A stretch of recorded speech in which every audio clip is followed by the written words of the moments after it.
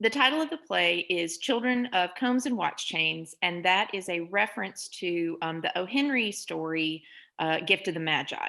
So, in that short story, most people are familiar, but the two main characters both sell something very dear to them to purchase a gift for their partner for Christmas. And it is a big financial sacrifice for one, and then it is a personal sacrifice for the other. So the character of Della in The Gift of the Magi cuts off all her hair and sells it to a wig maker to purchase a watch chain for her husband. And Jim sells his beloved pocket watch to get the money to buy combs for Della's hair. So spin on that concept, right, of these two characters who both are doing something motivated from this act of deep love, but ultimately, because of the decisions that they make and the risk in which they interact with each other and with the world and the choices that they've made, it ends up instead being of deep consequence for them. So in my play, the character of Della sacrifices her health. She literally sacrifices her body by taking this unlicensed fertility treatment that is very high risk and is throughout the course of the play doing damage to her body that she doesn't necessarily want to openly admit, and she keeps that secret from Jim. And so she is literally giving her life trying to conceive and carry this child, drawing on the risk theater tragic model, which is a book by Edwin Wong.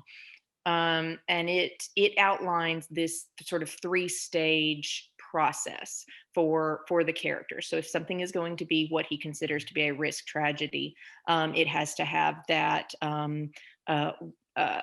sort of proposition to the character. They have to make a wager, and then there has to be what he calls the cast, like the die being thrown, and then the consequences of that action. So those three phases kind of structured the narrative arc of the play.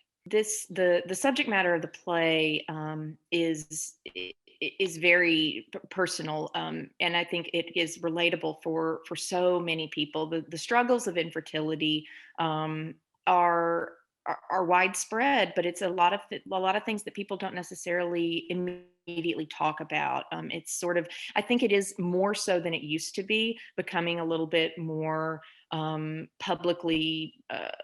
That lack of a dialogue, and that lack of an ability for people to feel like they can help. It's so isolating for people who are struggling with infertility or with lost pregnancies and miscarriages.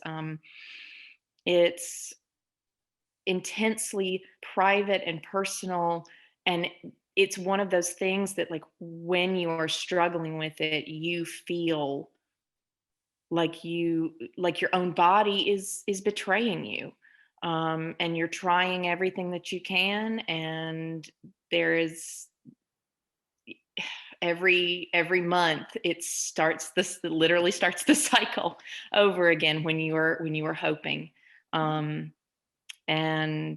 that makes the time of that makes years can slip by, but all you notice is like each month, when you're trying to get pregnant and unable to.